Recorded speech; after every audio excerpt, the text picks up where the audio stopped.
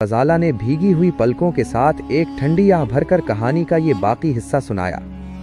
हिजाज के सफर में वालिद बुजुर्गवार को ये मालूम था कि जहाँ कहीं भी काफिला रुकता था वो अपने ठहरने की जगह आम लोगों से हटकर दौर एक गोशे में पसंद करते थे कि उनकी इबादत और रियाजत और ख्याल की यकसुई में कोई खलल वाक़या न हो।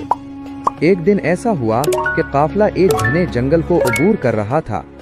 शबो रोज चलते चलते कई दिन बीत गए, लेकिन जंगल की मुसाफत खत्म होने को न आई।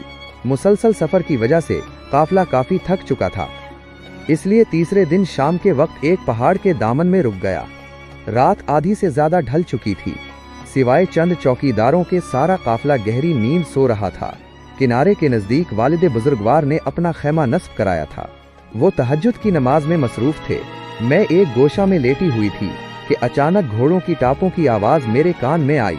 मैं फौरन जाग गई और खैमा के बाहर एक शख्स को ये कहते हुए सुना कि जल्दी करो, यही वो खैमा है। अभी ये जुमला खत्म भी न हो पाया था कि चंद भारी भर कम जिस्म वाले सिपाही खैमे के अंदर घुस आए और उन्होंने फंदा फेंककर मुझे और वालिद साहब को गिरफ्तार कर लिया। शिकंजों की तरह मेरे हाथ और पांव किस दिए गए और बिल्कुल बेबस हो गई। उसके बाद जालिमों ने मुझे वहां से उठाकर एक तेज रफ्तार घोड़े की पुश्त से बांध दिया। जिस वक्त सिपाही ने घोड़े को दौड़ाया तो मैंने देखा कि वालिद बुजुर्गवार भी इसी तरह एक घोड़े की पुश्त से बंधे हुए थे। उसके बाद उन्हें कहाँ ले जाया गया, उनके साथ क्या वाकया पेश आया, मुझे कुछ नहीं मालूम। उसकी मुझे कोई खबर नहीं मिली कि वो आज तक जिंदा हैं या वो भी अल्लाह को प्यारे हो गए हैं। रात भर पूरी कुव्वते रफ्तार के साथ घोड़ा चलता रहा।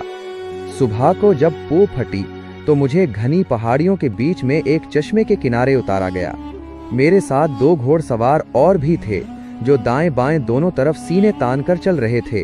अब मेरा फंदा खोल दिया गया था, लेकिन तकलीफ की शिद्दत से सारा जिस्म चोर चोर हो रहा था। बड़ी मुश्किल से चलकर चश्मे के किनारे पहुंची और वुजू करके सुबह की नमाज अदा की। हुनोज मेरे ऊपर सकते की कैफियत तारी थी।